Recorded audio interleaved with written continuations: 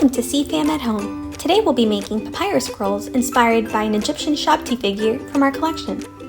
To complete this art project, you will need the following materials: some paper bags, some glue,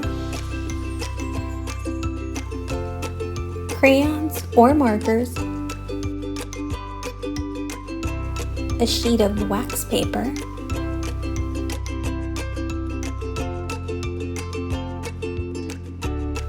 a pair of scissors,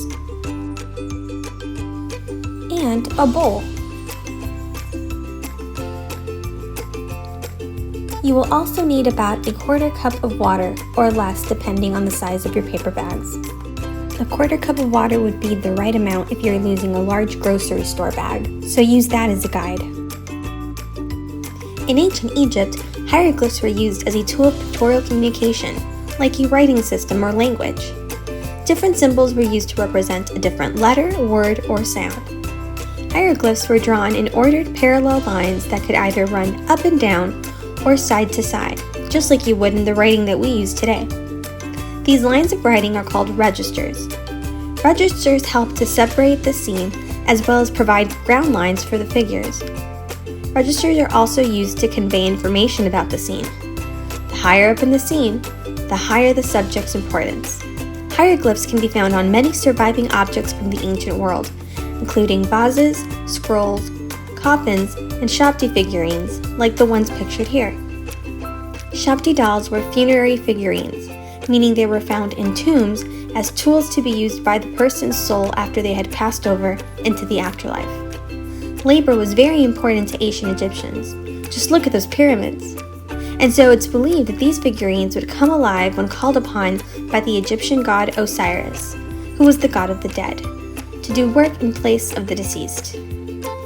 As we see with our example from the museum's collection, the shabti dolls were inscribed with hieroglyphs that compose a type of spell known as a shabti formula, which serves a particular function. The inscribed objects left behind in tombs on dolls, coffins, and scrolls tell us about the person buried inside, their job and role in society, their goals, their achievements, and what mattered most to them while they lived. Instead of making shabti dolls, we will be making scrolls like the ones found in tombs. These scrolls were made from papyrus, the main writing medium in ancient Egypt. Papyrus plants were cut into strips and pressed together into layers resembling modern paper. The plant's natural properties contained a sticky substance that would help the layers stick together. We will be using hieroglyphs to write our names and a word that describes us onto our scrolls. What word would you want to share with people thousands of years from now that most describes you today? If we consider the word as a type of shabti formula, how would it serve its function?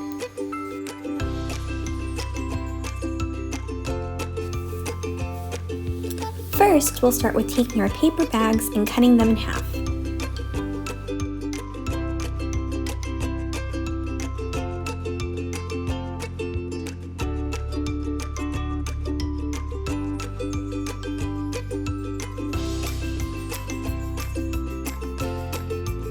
Take these sections and cut them up into strips, about 1 inch wide and all the same length. These are going to serve as the strips of papyrus that you put together to create full sheets.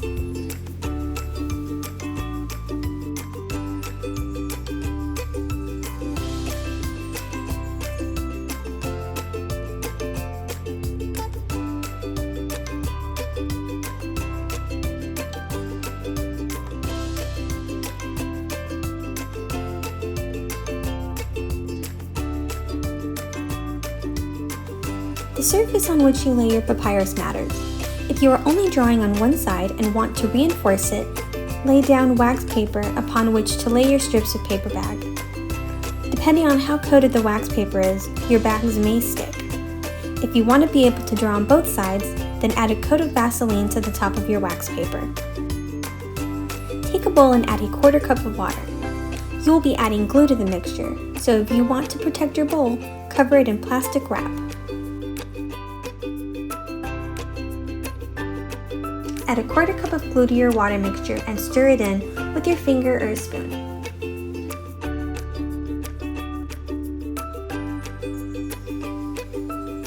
Take your strips of paper bag and dip them into the water glue mixture one at a time. You don't want them to be dripping, so use your fingers as a squeegee to remove any of the excess glue and water from the paper strips.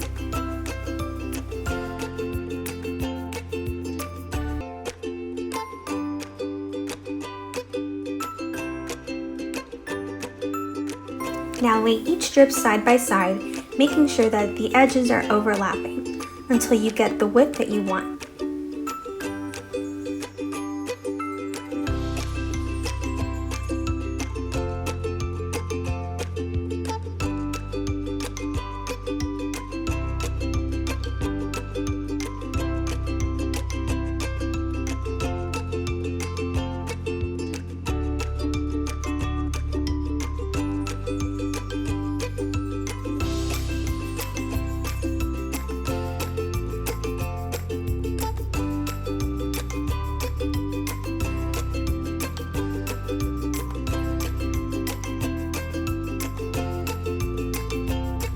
We're going to use a paper towel to remove any extra glue from the surface and keep it as dry as possible.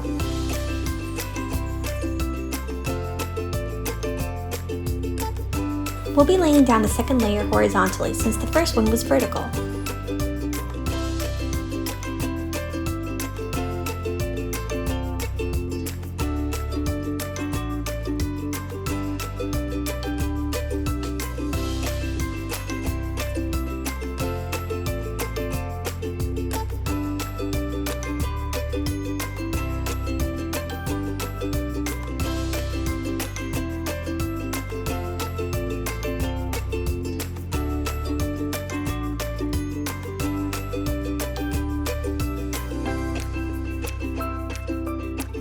Use a paper towel to pat off any excess glue and water. We're going to set this aside and let it dry for at least 4 hours. If you're having good weather, not always easy in Florida, take your papyrus sheet outside to dry quicker. Now it's time to draw our hieroglyphs. You can download an Egyptian alphabet off of our website, linked in the description below, or find your own online. We are going to use it to write our names on the papyrus and a word that best describes us. My name starts with the letter A, so I have a bird first. Kinda tricky. I recommend starting with a black crayon or marker first, and then filling in with color later.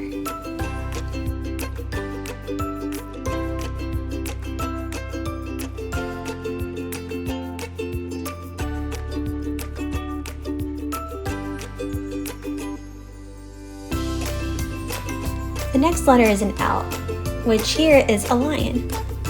So I guess I have a lot of animals in my name.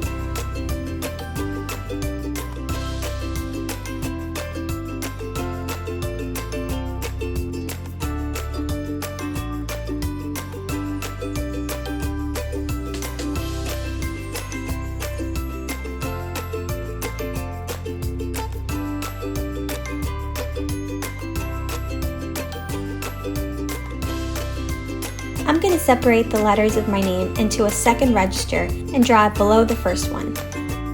Oh, here comes another bird. For my word, I chose happy, so I'm going to put that into a third register. Oh, here's a third bird. I'm going to add the symbol for the word sun to my papyrus as a nice way to link together my name and the idea of happiness and positivity. Once you've drawn all your hieroglyphs, take your crayons or markers and color in the shapes to make it nice and bright. You can have fun with the colors and blend and do some gradients and get really decorative with all the design elements that you can add.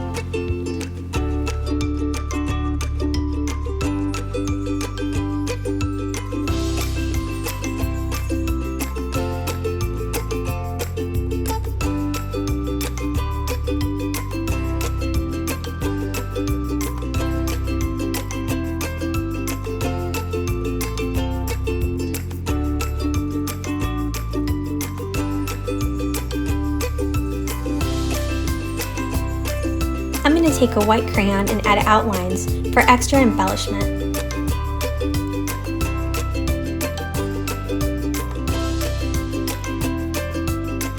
You can also add extra symbols in the corners for added detail.